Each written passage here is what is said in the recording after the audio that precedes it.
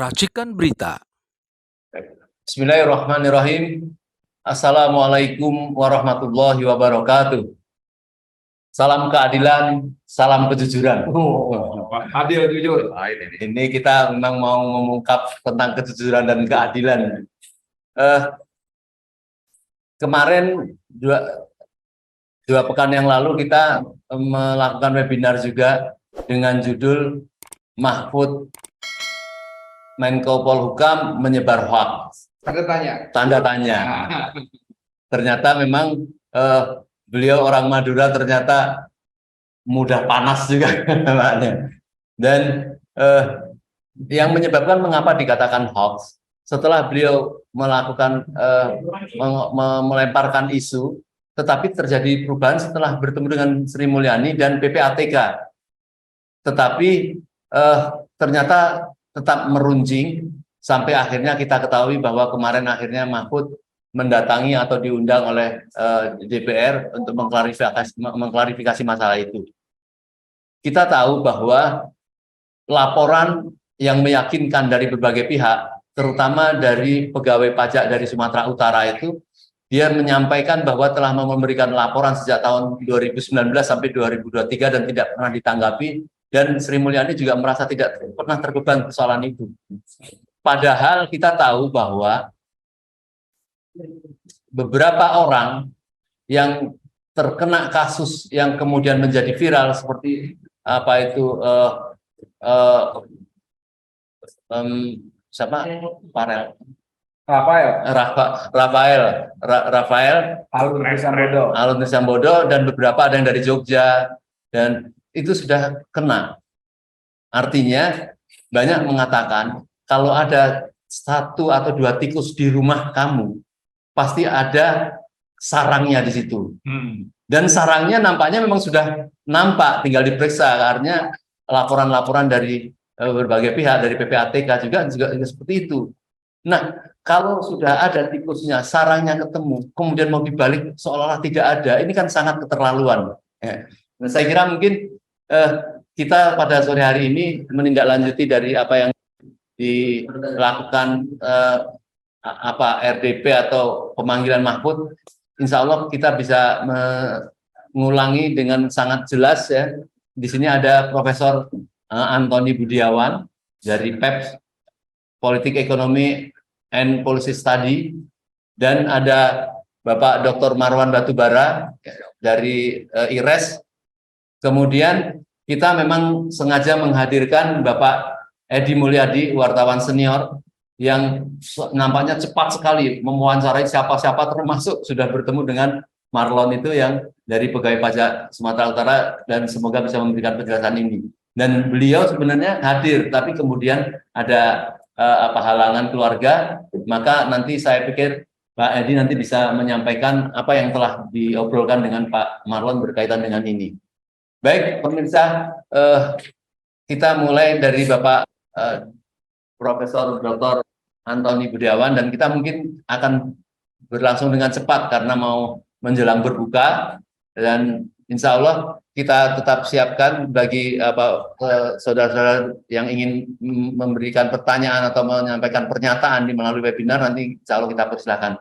Baik, kami persilakan kepada Bapak Profesor Antoni Budiawan untuk mengulas atau menyampaikan tentang temuan-temuan yang terakhir ini. Terima kasih Om Lim, bahwa ini akan cepat dan akurat. Ya. Ya. Memang ini sudah sejak tanggal 7 ya. Sekarang akhir 3 minggu dari permasalahan pencucian uang TPPU.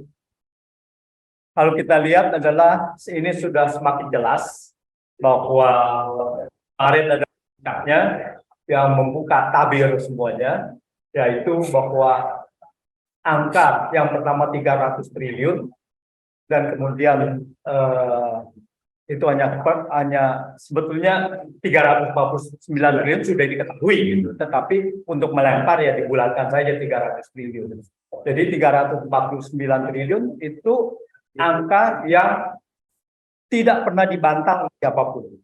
Jadi 349 triliunnya adalah sudah sangat firm, tetapi kemudian terjadilah kehebohan di mana seolah-olah Pak Mahfud ini melempar isu hoax dan sebagainya, apakah dia bertanggung jawab atau tidak. Nah, yang kemarin di RDP dengan Komisi 3 DPR, ternyata bahwa ini adalah benar-benar firm, ya, bahwa memang terjadi ada dugaan TPPU, tindak pidana pencucian uang, senilai 349 triliun. Malah harusnya lebih dari itu, karena itu tidak melibatkan 180 triliun yang diduga penyelundupan emas yang tidak masuk di dalam 349 itu. Nah, di sini kita lihat bahwa Pak Mahfud sangat clear dan ada semacam selisih dari angka-angka itu dengan yang ditampilkan oleh Sri Mulyani. Saya lihat tidak menjadi halangan bahwa itu hanya membaca detailnya saja. Nah, kalau kita lihat di sini bahwa Sri Mulyani ada dua hal yang kelihatannya tidak menguasai atau ada kesengajaan tidak menguasai atau gimana itu ya. Nah, intinya adalah gini, bahwa pertama kita lihat yang melibatkan Kementerian Keuangan. Nah, itu Sri Mulyani sebelumnya berbicara dengan Komisi 11 DPR, lalu mengatakan bahwa yang melibatkan pegawai Kementerian Keuangan hanya 3,3 triliun. Iya. Dan di situ langsung Pak Mahfud membantah bahwa di situ adalah 35 triliun. Karena apa? Karena Sri Mulyani mengeluarkan proksi-proksi, mengeluarkan perusahaan-perusahaan yang kalau PPATK mengatakan bahwa ini terlibat, dan bahwa itu perusahaan istrinya, perusahaan yang atas nama anak dan proksi dan sebagainya, gitu. Itu 35 triliun. Tetapi Kementerian Keuangan mengeluarkan yang korporasi tadi, jadi seolah-olah ini adalah yang terkait dengan Kementerian Keuangan 3,3, tetapi kalau kita menjadikan satu itu 35 triliun. Dan kita tahu bahwa Rafael Aluntri Sambodo itu juga mempunyai banyak saham di beberapa perusahaan dan lumayan besar-besar gitu. Dan kita ingat bahwa KPK pernah membuka data bahwa ada 134 pegawai Kementerian Keuangan mempunyai saham di 280 perusahaan. Yang kemudian Inspektorat Jenderal Kementerian Keuangan mengatakan bahwa itu perusahaan kecil-kecil. Nah, kalau kita lihat ini 33 dengan yang tadi 35 berarti itu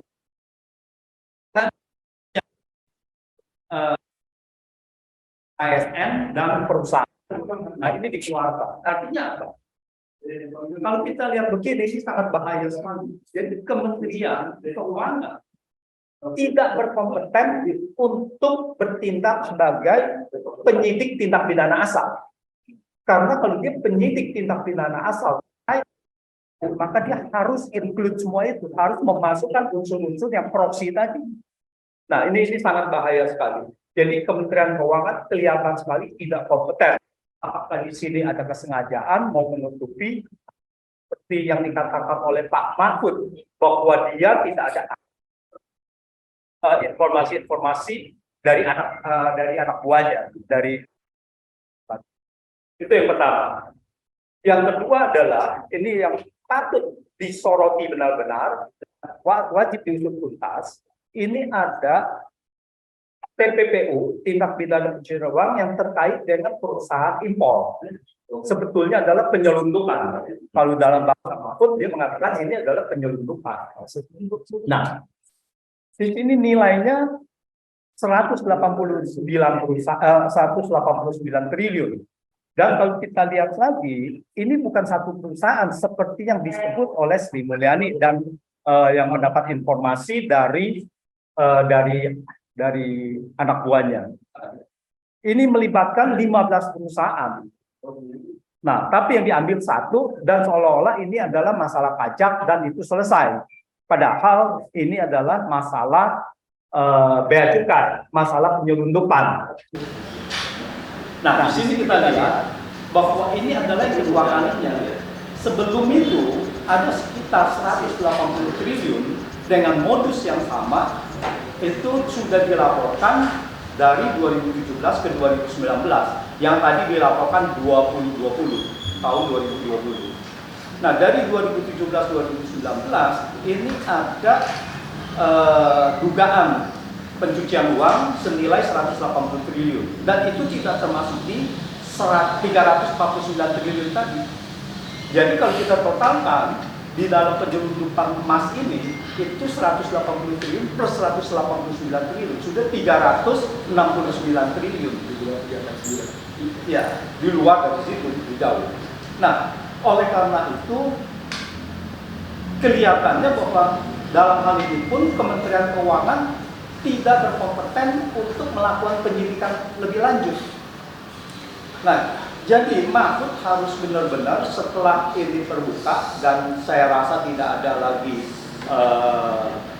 titik balik, ya. Ini sudah harus dijalankan terus. Ini sudah terbuka dan bahkan DPR mau membuat pansus, tetapi bukan berarti bahwa pansus selesai. Artinya hanya mendirikan pansus ini, penegakan hukumnya harus dijalankan. Dan di sini kita lihat bahwa indikasinya sudah sangat banyak, dan harusnya adalah aparat hukum, ya, aparat penegak hukum, APH, apakah itu kejaksaan, kepolisian maupun KPK, ini sudah harus masuk. Ini sudah harus benar-benar mengusut tuntas. Dan saya rasa masyarakat harus mengawal ini. Jangan sampai ini menguap.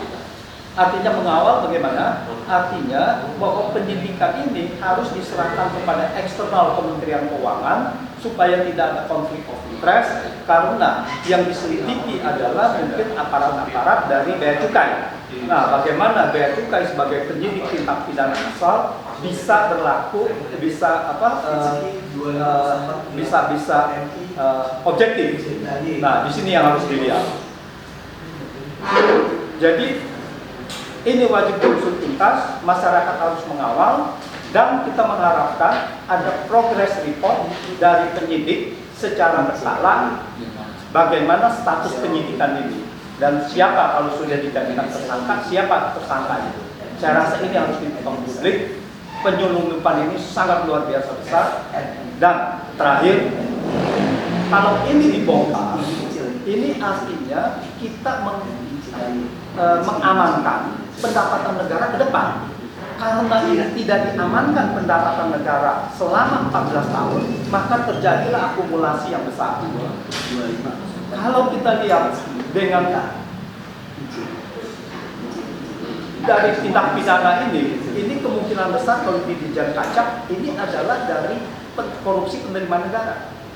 Kemungkinan besar kalau di bea cukai, yaitu dari yang tadi penyelundupan dan lainnya. Nah, kalau dari penerimaan pajak ini sangat luar biasa, karena harus dibongkar juga setelah ada CPPU-nya, maka harus dibongkar siapa wajib pajak yang terlibat. Karena apa? Karena yang dinikmati oleh wajib pajak ini mungkin bisa 4-5 kali lipat dari yang dinikmati oleh pegawai Kementerian Keuangan, karena dia cuma menerima 10% atau 20%, ya. 80% sampai 90%-nya itu adalah dinikmati oleh si wajib pajak, dia tidak bayar.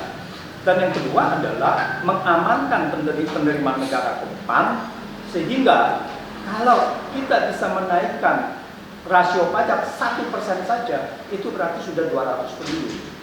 Nah, ini harus dijaga benar-benar. Oleh karena itu, kita minta kepada aparat penegak hukum, kita minta kepada Mahfud untuk benar-benar menjaga agar penerimaan negara bisa diamankan, dan disinilah bahwa pemberantasan kemiskinan bisa lebih efektif. Saya rasa demikian. Terima kasih. Singkat padat, saya kira. Jadi kalau yang disampaikan Pak Anton tadi, kita bisa tahu ya, bagaimana sangat memilukan sekali ya. Dan saya setuju apabila ini harus segera dan tidak boleh masuk angin. Kalau menurut Pak Anton tadi kan APH harus segera mulai bergerak ya, bersama diawasi masyarakat. Tapi mungkin siapa kira-kira APH itu sudah kepastian semacam lembaganya ada atau harus melibatkan apa yang lebih tinggi supaya ini tidak masuk angin? Karena kan saya kira Pak Mahfud dari hal ini itu kan sudah sangat berjasa sekali ya. Dia disalah-salahkan seolah mengapa tidak punya hak menyampaikan kepada masyarakat. Tetapi beliau saya kira cukup punya alasan untuk menjawab soal itu. Nah, kira-kira siapa bertindak awal untuk melakukan langkah-langkah ini, Pak Anton? Ya, yang menyedihkan kan selama ini aparat penegak hukum APK itu sudah mendapatkan informasi dari PPATK juga. Tapi kelihatannya juga semuanya ini terjadi pembiaran juga, dibiarkan dan terbiarkan. Jadi ini yang menyedihkan. Dan ini adalah momentum bahwa ini harus diluruskan lagi. Setidak-tidaknya adalah yang langsung bisa diperintah yaitu adalah Kejaksaan Agung, karena dia langsung di bawah Presiden dan juga di bawah Menko Polhukam ya, meskipun dia ada kepolisian. Kalau KPK itu kan hanya sekedar sebetulnya dia independen, tidak bisa diperintah seharusnya gitu kan ya. Sekarang kita tahu bahwa independennya pun tidak independen benar gitu. Ya, tapi setidak-tidaknya yaitu kepolisian dan Kejaksaan Agung. Saya melihat kok Kejaksaan Agung yang beberapa terakhir ini sudah cukup bagus. Ya, dia beberapa kasus ini kan sudah cukup dibongkar kan sama dia sudah terjadi. Ya, nah semoga ini bisa terus dan kalau memang Jaksa Agungnya tidak bisa menjalankan misi ini ya harus diganti dengan yang bisa. Semoga ya ada semacam yang namanya figur seperti Baharudin Lopa, begitu. Ya semoga ini bisa muncul lagi. Tapi apa yang menyebabkan masyarakat terkesan melihat anggota-anggota DPR itu kayaknya kurang senang terhadap apa yang telah dilakukan oleh Mahfud? Dan nampak juga tidak menguasai materi, hanya mengarahkan secara prosedur cuma masalah-masalah itu saja.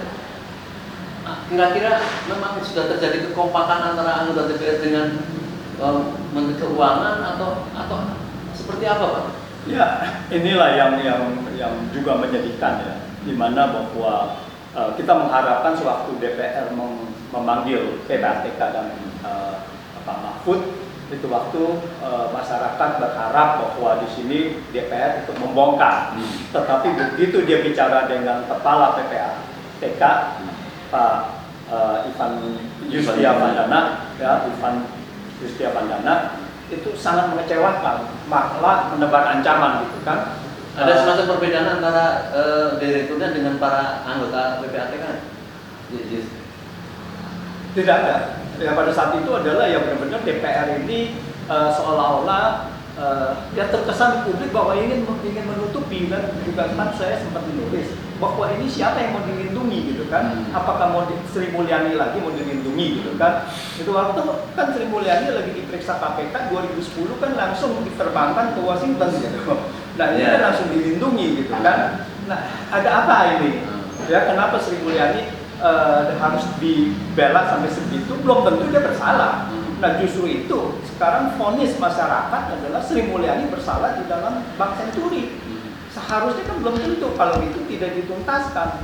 Jadi ini yang menggantung terus di Sri Mulyani mengenai Senturi. Dan ini juga kalau seandainya ini tidak tuntas, maka masyarakat akan memvonis bahwa Kementerian Keuangan itu salah. Nah, untuk itulah Pak Mahfud sangat percaya kepada Sri Mulyani dan kita juga sangat percaya kepada Sri Mulyani, dan untuk itu harus diusut setuntas-tuntasnya. Sedikit terakhir, kalau tentang masalah itu kemarin kita sempat memancing dari salah satu pembicara kita, Bapak Dr. Abdul Hayham Mahua. Dia konon menemukan temuan bahwa Sri Mulyani mau balik ke sini dengan catatan dia tidak mau diganggu dengan masa-masa lalu, dan itu menjadi sebagai kontrak. Kalau ini memang betul ada, ini kan cukup menjadi catatan penting saya kira itu. bukan hanya menjadi catatan penting, ini adalah intervensi hukum. Seorang warga negara tidak boleh bicara begitu. Kalau hukumnya mengatakan bahwa Anda harus perlu diusut, ya harus diusut gitu. Di mana bahwa warga negara bisa menjamin seperti itu, atau pada saat ini adalah presiden meminta Sri Mulyani balik, lalu presiden bisa menjamin itu. Tidak ada yang bisa menjamin. Negara ini adalah negara hukum, ya, kedaulatan rakyat, dan tidak ada satu orang pun yang kebal hukum di situ gitu. Jadi ini kalau ada benar-benar itu yang terjadi, dan ini adalah sudah pelecehan terhadap konstitusi kita. Ya, terakhir lagi nih kali ini. Tadi Pak Antoni mengusulkan bahwa harus didampingi oleh masyarakat. Memang kita lihat bahwa ternyata tokoh-tokoh masyarakat dalam persoalan-persoalan bidang ini jauh lebih meyakinkan itu daripada anggota-anggota DPR yang saya kira cuma lempar sana lempar sini yang nggak jelas itu. Nah, mekanismenya seperti apa Pak? Kalau misalnya bisa diusulkan nama masyarakat seperti itu? Ya, sebetulnya masyarakat itu sebagai mengawal dalam arti tentu saja sebagai eksternal. Ya, dia tidak bisa di dalam internal. Dan bahwa DPR ini kita sudah tahu banyak sekali kepercayaan kepada masyarakat ini kepada DPR ini sudah di dalam titik yang terendah, ya, sudah tidak banyak yang tidak percaya. Karena apa?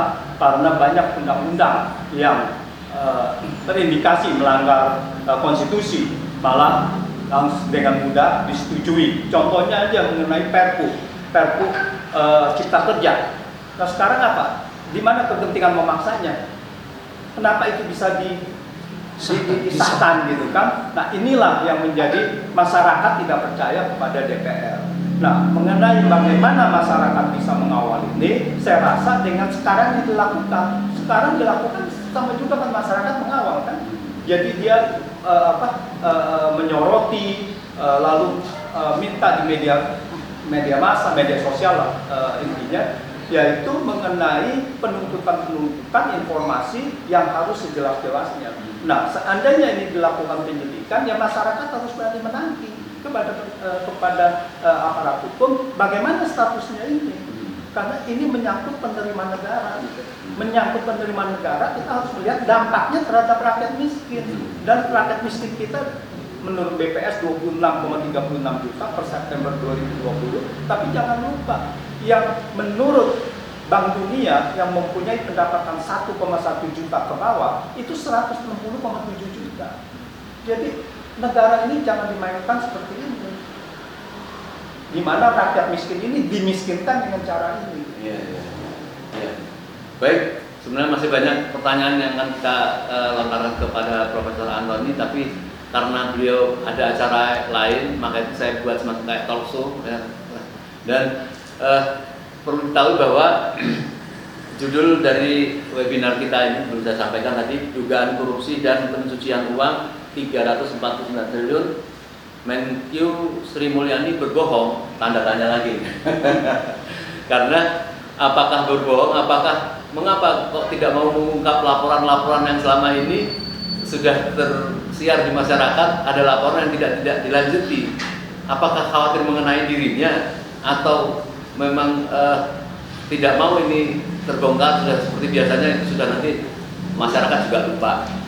Nah, saya minta mungkin Pak Edi Mulyadi untuk saya beri kesempatan, karena saya melihat beberapa podcast-podcastnya itu sayanya tajam sekali dari berbagai pihak, dan terakhir itu justru dengan Marlon Antoni itu yang dia merupakan pegawai pajak dan dia nampaknya rajin sekali melakukan laporan-laporan, dan kemarin sempat dibongkar sama Pak Edi lah. Saya nggak memasuki materi itu, saya silakan pada Pak Edi. Oke. Bismillahirrahmanirrahim. Assalamualaikum warahmatullahi wabarakatuh. Alhamdulillah, salawat dan salam semoga Allah limpahkan kepada Nabi Muhammad SAW serta keluarga, sahabat dan pengikutnya yang setia hingga akhir zaman kelak. Amin. Prof. Antoni yang luar biasa saya kagumi, pemuda yang gagah perkasa dan Marudin. Tak kenal lelah menyuarakan amar ma'ruf terutama nahi munkar. Ini langka sekali tuh Bang. Kalau amar ma'ruf orang masih mau kerjain, nahi munkar orang berhenti bertobat tuh. Tapi Bang Marwan nggak pernah berhenti, luar biasa. Nah, seperti pertanyaan Om Lim tadi sebagai moderator, memang saya menjalin komunikasi lumayan intens dengan Bursok Marlon Antoni. Pada acara ini pun saya sudah kontak dia yang bersangkutan, dan dia sebetulnya sedang di Jakarta, tapi dia mohon maaf tidak bisa bergabung walaupun lewat Zoom sekalipun, karena dia sedang menunggu saudaranya yang sakit di Gatot Broto. Gitu. Nah itu ya. Jadi coba sampai tadi pagi masih komunikasi dan dia memang mohon maaf betul. Gitu.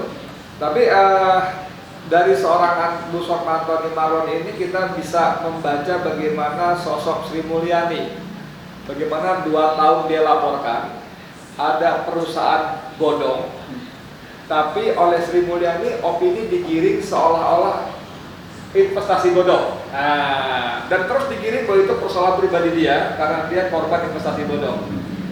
Bursok di surat terbukanya kepada Sri Mulyani maupun kepada saya dalam WA dan teleponan, itu Bursok mengatakan tidak, investasinya asli.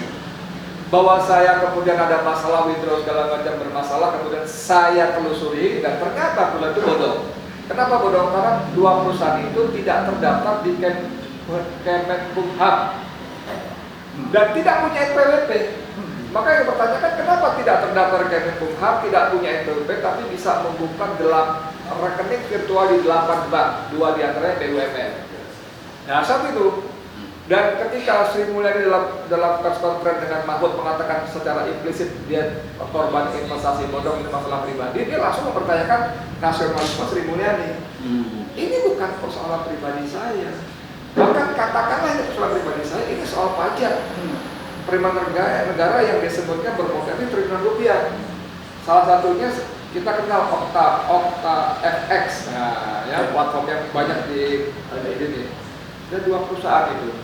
Nah, dia bilang, kenapa sebagai seorang yang bertanggung jawab atas penerimaan negara justru mengabaikan?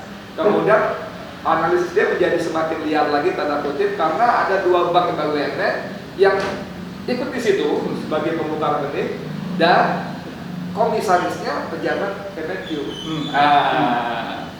Ya Kemenku. Ya, komisaris antara lain Rionald Silaban, Dirjen Kaya Negara yang mendapat penghasilan sebagai komisaris Bank Mandiri dalam 1 tahun 21 miliar. Itu diperoleh dari gajinya yang 680 juta sebulan. Ini para YouTuber punya nggak 680 juta sebulan? Oh kalau Haji ada, beda dikit ya, 650 ya? Ya, 649 ya, kurang dikit lagi. Lalu tantinnya itu per tahun 21 miliar. Sehingga dalam periode 3 tahun 2019 sampai 2022 sang pejabat ini punya tambahan pendapatan 63,4 miliar. Tapi ada tapinya, di LHKPN cuma dilaporkan 50 sekian miliar.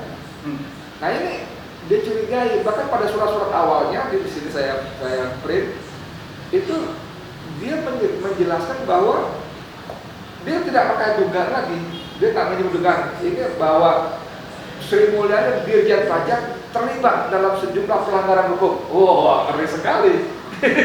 Si Bursok ini, saya bilang, Anda nggak pakai dugaan lagi ya? Udah, dia yakin betul gitu. Nah itu soal Bursok ya. Jadi soal nasionalisme jadi ingat sesepuh kita, termasuk gurunya Prof. Antoni ya, Pak Pipin cuma dokter Andes ya. Saya juga. Cuma dokter Andes tapi Masya Allah luar biasa sekali, walaupun beliau etnis Tionghoa, saya kira lebih merah putih daripada kita pada umumnya. Dasar ya.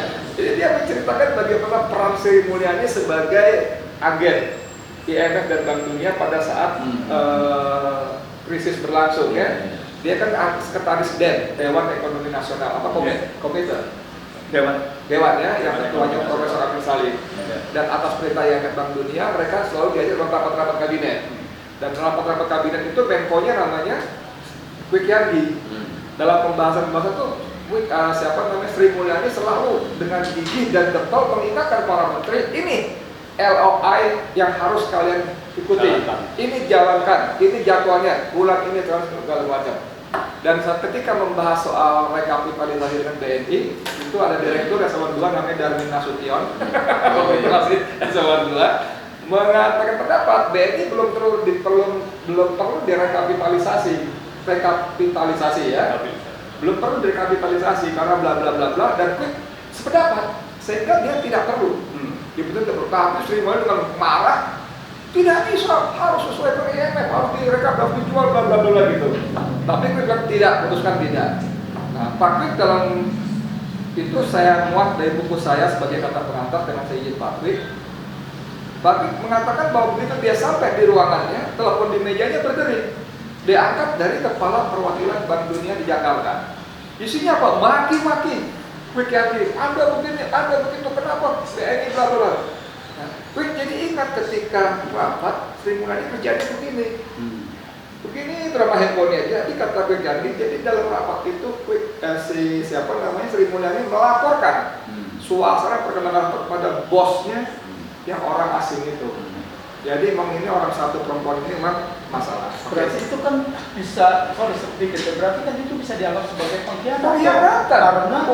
Karena ini kan rapat kabinet. Iya. Lalu dibocorin keluar. Iya. Oh, luar biasa. Dibocorin keluar. Dan karena itu jadi dimaki-maki kan.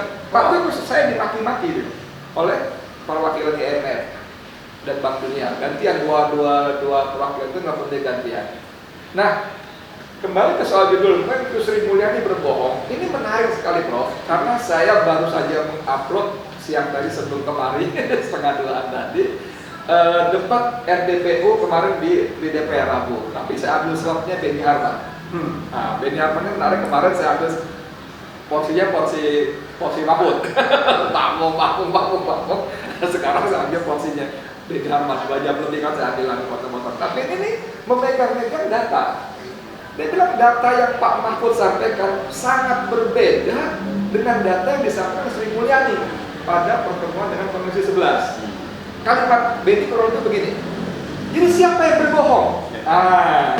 Siapa yang berbohong? Nggak mungkin data berbeda, dua-duanya benar. Misalnya Pak Antoni tadi mengatakan, Sri Mulyani mengatakan hanya 3 triliun yang dilibatkan pegawai Kemenkeu. Kata Mahfud enggak, 35 triliun. Dan angka soal Pak Tony yang 369 triliun penyelundupan emas itu tidak muncul dalam angkanya Sri Mulyani. Jadi Benny masih sopan ya, walaupun sebetulnya kita tahu Benny membela Sri Mulyani kan dalam kalimat-kalimatnya itu. Saya curiga Pak Mahfud sedang berusaha menyingkirkan Sri Mulyani. Benny Harman itu senior saya di media Indonesia itu ya. Dia kita redaktor senior di politik.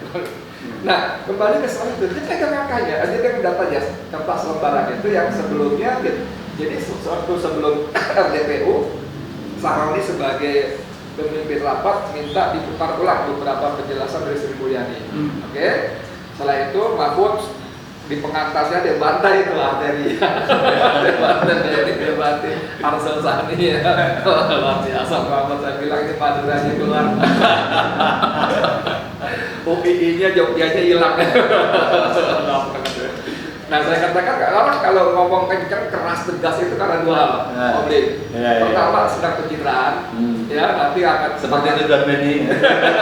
nanti akan memakan diri sendiri seperti poster-poster dia Teddy Minahasa dengan Gagal Perkasa. Teman-teman bilang kalau mau kaya jangan di polisi. Itu pencitraan, itu balikan begitu. Yang kedua karena memang nggak punya beban. Karena bersih, kalau kita ngomong soal COVID, nggak punya COVID-nya, nggak punya penyakit bawaannya. Ini udah bebas jebret aja ngomong gitu ya. Dan memang saya tidak kenal betul dengan Mahfud, tapi dalam konteks KKN, pengumpulan harta tidak sah segala macam, saya relatif percaya, relatif bersih ya, dengan terbatas pengetahuan saya. Nah, kembali ke Benny tadi, ini kenapa beda datanya? Siapa yang berbohong? Apakah dia langsung sebut Pak Mahfud yang berbohong? Ini kan pembohongan publik, gitu. Tapi kita nggak tahu siapa yang berbohong, gitu. Siapa berbohong? Apakah Pak Mahfud yang berbohong? Apakah stafnya Pak Mahfud yang memberikan feeding data berbohong? Atau Sri Mulyani yang berbohong, stafnya segala macam? Karena memang ada beberapa temuan yang diungkapkan Mahfud dalam rapat itu. Karena sebelahnya kan ada Ivan Danda, sekretaris Komite Koordinasi Nasional KKN BPPU ya, ketua komitenya Mahfud MD sebagai ex officio-nya Menko Polhukam. Karena Ivan mengatakan lewat Mahfud sudah dalam laporannya itu 2009 sampai 2023 sebelumnya juga ada beritanya 200 berkas memuat nama, jabatan, kegiatannya. Tapi kan awal-awal Sri Mulyani kan tidak tahu, sehingga ada TKW dari di Taiwan, Cowok rawan royu, jangan bilang nggak tahu yuk, itu nggak pilih yuk. 340 triliun itu wakai itu. 340 itu banyak bla bla bla. Itu orang bertanggung jawab dan seterusnya ya. Nah, itu ternyata kata PPTK lewat Mahfud itu, laporan itu kalau menyangkut pajak diberikan kepada Dirjen Pajak dan Dirjen Inspektorat Jenderal. Kalau menyangkut bea cukai diberikan kepada Dirjen Bea Cukai dan Dirjen. Nah, pertanyaannya kenapa Sri Mulyani tidak tahu? Gitu loh. Kenapa tidak tahu?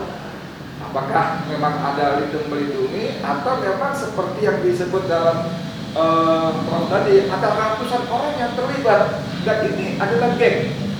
Semua akan saling melindungi, saling melindungi. Kan begitu terbuka akan jadi efek domino. Gitu. Luar biasa. Jadi kalau kita pinjam penjelasannya siapa, Ihsanuddin Nursi dan siapa lagi itu si manusia merdeka, Said Didu, itu memang ada ini Prof. Said Didu menyebutnya dengan Undang-Undang nomor 17 tahun 2003 tentang keuangan negara itu Menteri Keuangan itu sangat berkuasa. Bahkan Said Didu mengatakan seandainya Indonesia tidak punya presiden dan wakil itu tidak masalah. Karena setiap rupiah yang keluar maupun yang masuk itu harus seizin Menteri Keuangan. Jadi kalau bicara bea cukai, pajak itu hanya bagian kecil. Nah ini menarik. Jadi ini urusannya Bang Marwan juga soal utang luar negeri. Utang luar negeri itu kan memang diputuskan bersama DPR. Sekian ribu triliun, misalnya sekian ratus triliun. Tapi kepada siapa dinegosiasikan, kepada mana kreditornya, berapa lama, berapa jumlahnya, dan yang paling penting lagi berapa bunganya, itu kamar gelap. Kamar gelap. Nah, saya ngobrol dengan John Masli. John Masli ini pengusaha, banyak tinggal di California. Jaringannya bagus. Kalau di diskusi itu si Ihsanuddin Nursi mengatakan disebutnya professional loan fee. Nah, professional loan fee. Tapi ketika saya ngobrol dengan teman-teman lain, yang tepat istilahnya arranger fee. Itu lebih umum. Dan saya buka Bro di situsnya IBRD, International Bank apa pokoknya badannya IMF, Bank Dunia. Itu ada fee Development and Restructuring. ya, Development and Restructuring ya, betul. Ada fee dan itu sah. Setengah persen dibagi dua, 1/4% depan sekali dan 1/2% setiap tahun. Makanya Ihsanuddin Nursi mengatakan kalau menurut aturan Bank Dunia itu sah, bukan gratifikasi. Kalau menurut kita, orang mengambil keuntungan dari negara itu udah gratifikasi. Tanya sama Bang Abdullah yang Muhammad ya. Kalau nggak salah. Memang cuma 1/2% saudara, bahkan seberapa persen setahun, tapi dari berapa triliun? Iya. Kalau utang kita sekarang sudah 7.543 triliun, ya, semasa Sri Mulyani menjabat katakanlah 4.000 triliun saja dia buat, seperempat persen, 10 triliun bos, 10 triliun satu bulan, satu tahun, dan bos. Makanya dalam konteks ini saya teringat Bursok Anthony Marlon tadi, dia mempertanyakan nasionalisme Sri Mulyani. Orang ini kan kadung dianggap bersih, dicitrakan bersih, berintegritas, punya etika, smart, pintar, segala macam. Kalau kita berpikir normal, bagaimana seorang Menteri Keuangan terbaik dunia gagal mendapatkan bunga utang yang normal? Karena kita punya country risk dalam rating kita kan lebih baik daripada Thailand, Myanmar, Kamboja, dan Vietnam. Tapi kita lebih besar daripada ketiga negara itu. Vietnam lebih tinggi, tapi kita lebih tinggi daripada ketiga negara itu. Kan kata saya dulu nggak masuk akal gitu loh, nggak masuk akal. Dan nampak negara nyaman ya. Karena presidennya nggak ngerti. Saya mengutip ini, kalau teman-teman nonton sambil sahur preman pensiun. Preman pensiun itu preman-premannya ada yang tugas ngutipin duit di pasar-pasar tuh. Ada yang ngutipin duit di terminal-terminal angkot sama bus, ada yang ngutipin duit di parkiran gitu kan. Nah, menariknya adalah preman-premannya kemarin nyetor ke bosnya.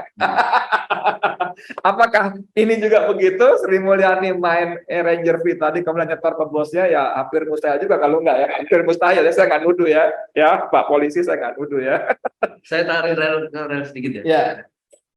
Tentang pemanggilan Pak Mahfud di DPR. Sebelumnya kan menurut berita dan terlanjur viral di medsos juga bahwa Rocky bertemu dengan Pak Mahfud.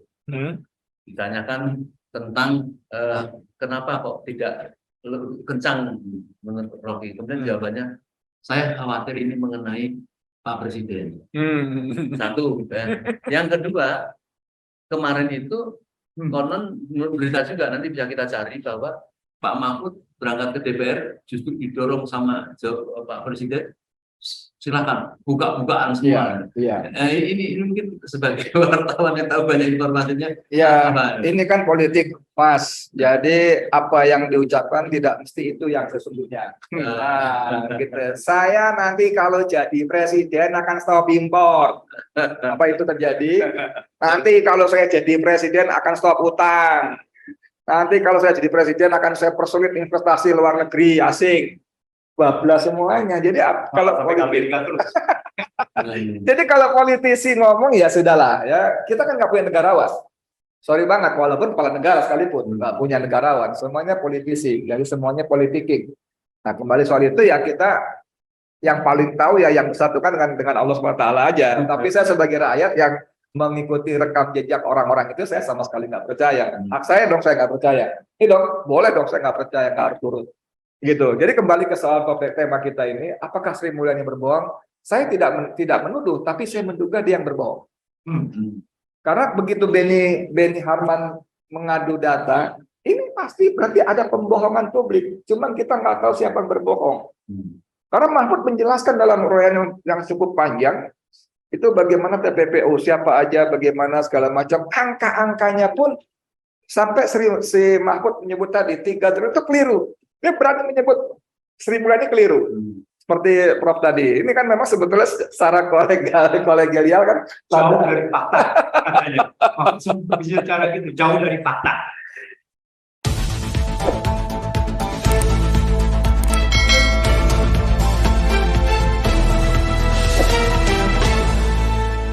Racikan Berita